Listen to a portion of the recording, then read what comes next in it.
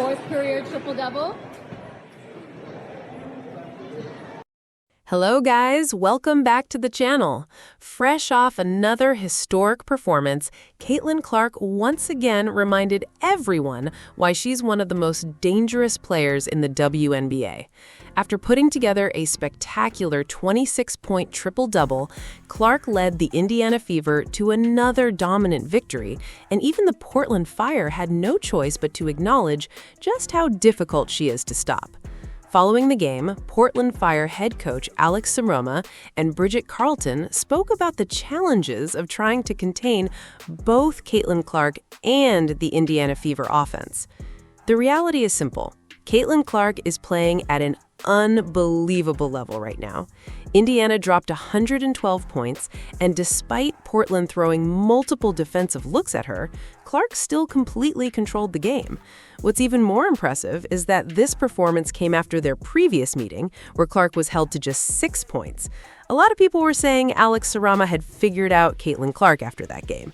Well, that narrative didn't last very long. This time, Clark answered in the biggest possible way, with a triple-double while leading the Fever to another huge offensive explosion.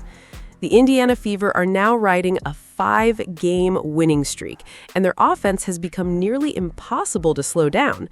During the stretch, they've scored 112 points against Portland, 105 against Seattle, 123 against Connecticut, 108 against New York, and 110 against Seattle in the earlier matchup. That's roughly 110 points per game, and that isn't happening by accident. Every defense is selling out to stop Caitlyn Clark, but in doing so, they're opening opportunities for everyone else on the floor. You have to understand what happens when an entire defensive game plan revolves around one player. Portland treated Caitlyn Clark like the biggest threat on the court from the opening possession until the final buzzer. Alex Saroma made it clear they were going to pressure her everywhere, picking her up the moment the ball was inbounded. They were physical with her all night, constantly hacking, bumping, and denying every passing lane they could find. It was obvious they had spent days preparing specifically for Clark. The full-court defense was one of the most interesting parts of the game. Instead of allowing Caitlyn Clark to comfortably receive the inbound pass, Portland completely denied her from touching the basketball.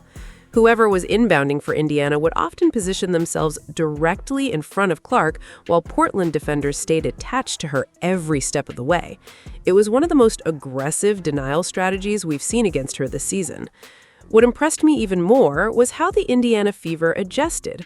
Rather than forcing the ball directly to Clark every possession, they clearly had counters built into their offensive game plan.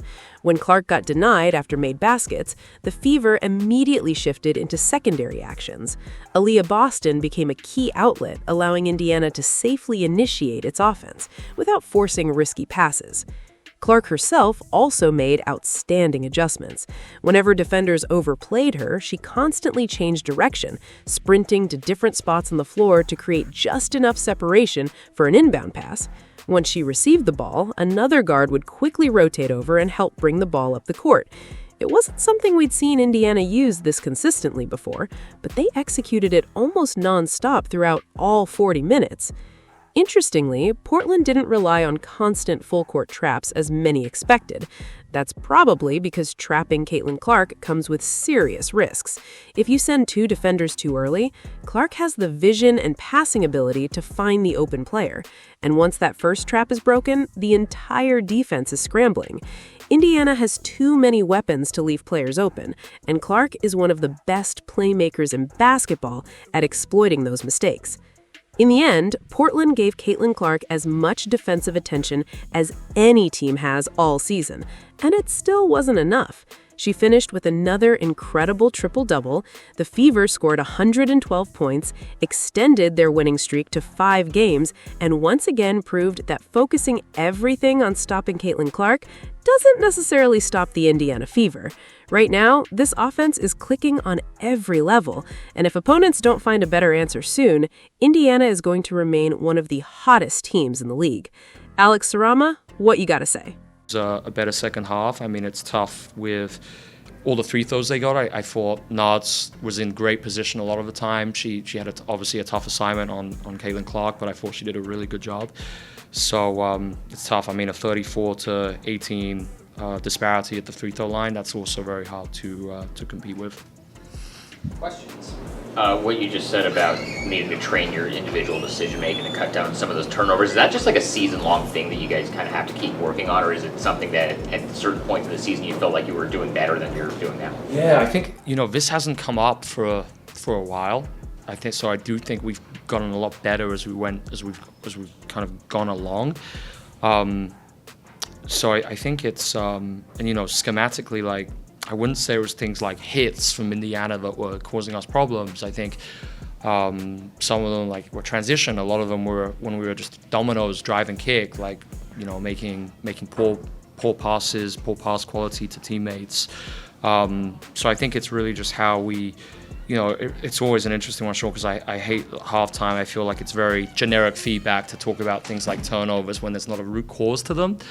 But literally that's what it was at the half, in terms of we have to do a better job individually controlling these. There isn't one central theme to them, so let's be really mindful coming out, and we just got to keep addressing it with film and good practice design, and that's it. From Indiana that might have slowed them down, especially with how we space and all of that. And I also think there were just more opportunities for others tonight in terms of how we play with the target hunting, and I think our guards and our wings were just able to be in better positions to get great shots early on. They're weaking in their pick and roll covers, but Carla was able to get downhill a lot. So the pick and pops that we usually get, we just didn't get in that volume because we were going to other things. And over the past week, a lot of the attention is how does the team move on from Sarah Ashley Parker's injury, and Nadia and Carly are two of the prime people that you're probably looking at. Nadia's probably just had her best games in 2 months, and Carly had 13. How did you feel that those two really stepped up today? No, I thought they both did a great job. So that was really encouraging to see their performance. I thought offensively, Carly was. She's got to be the most shot-ready player on the team in terms of, that ball is going up unless they can physically alter your release point. And I thought she did that tonight. I thought, and then I thought defensively, Nards was excellent on Caitlyn. In terms of the direction for where we were sending her, and then just all the covers. I thought she did a really good job. I think really unfortunate to play only 18 minutes tonight. I think, it's. Very, very, if that was 30, I think defensively that would have helped us as a team a lot. It was a sold-out game tonight with Hold on. Let's not pretend the story of this game was the free throws, because it wasn't. And to be fair, I know nobody is trying to put the entire blame there, but let's call it exactly how it looked. Portland was fouling Caitlyn Clark all night. There were multiple possessions where she got hit once, then twice, then a third time before the officials finally decided to blow the whistle. That's what everyone watching could see. Go back to the end of the first quarter.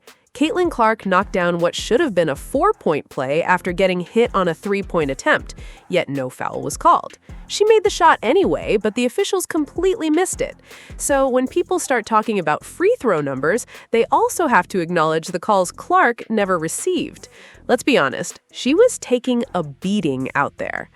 Meanwhile, Carla Late seemed to earn trips to the free throw line whenever she attacked the basket. She drove into defenders, the whistle came immediately, and Portland benefited from those calls throughout the game. That's just the reality of what happened. And let's not forget one of the biggest highlights of the night. Caitlyn Clark casually pulled up from nearly 39 feet and buried a ridiculous step-back three in the first half. That shot had absolutely nothing to do with free throws. It was simply elite shot-making.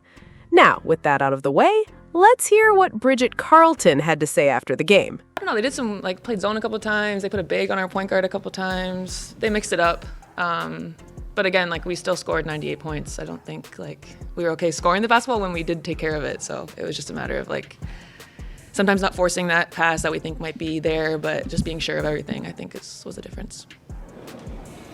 Oh, so y'all trying to blame the Caitlyn Clark triple-double on them not having a multi-year franchise right now, huh?